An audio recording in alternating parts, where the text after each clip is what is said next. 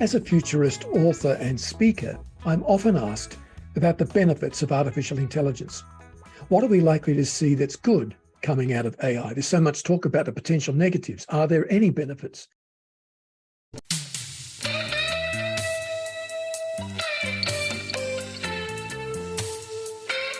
First of all, in the area of education, AI could help us rapidly develop far better teaching materials and teaching methods, especially those tailored to individual students.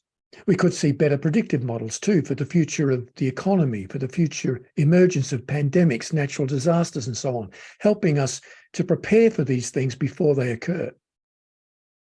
AI can help us with medical technology, providing more targeted drugs, for example, and better diagnoses.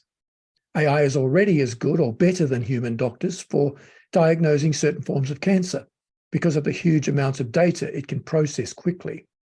It could help us with politics, giving politicians predictive models that show the future impact of their particular policies before they actually set them into law.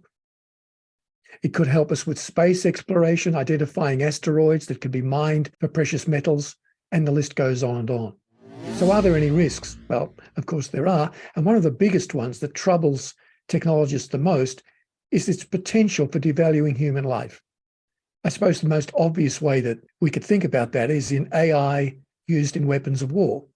Right now, we have semi-autonomous weapons, for example, drones that adjust their flight paths according to local weather patterns.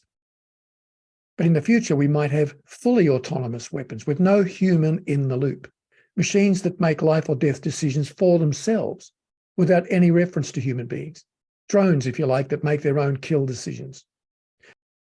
Now that raises all kinds of important ethical questions, doesn't it? Will this further distancing of ourselves from the battlefield diminish our sense of the value of human life?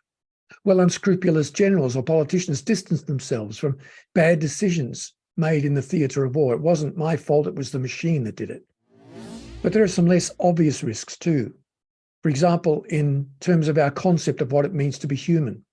As we increasingly invite technology into our bodies through brain enhancement chips for memory loss or cashless payment chips that some people are talking about now, we might actually blur the line between human and machine.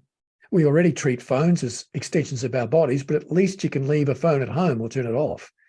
Building digital tech into the human physiology raises the distinct possibility that our bodies could become hackable and trackable devices. Is the line between humans and technology important? I think it is.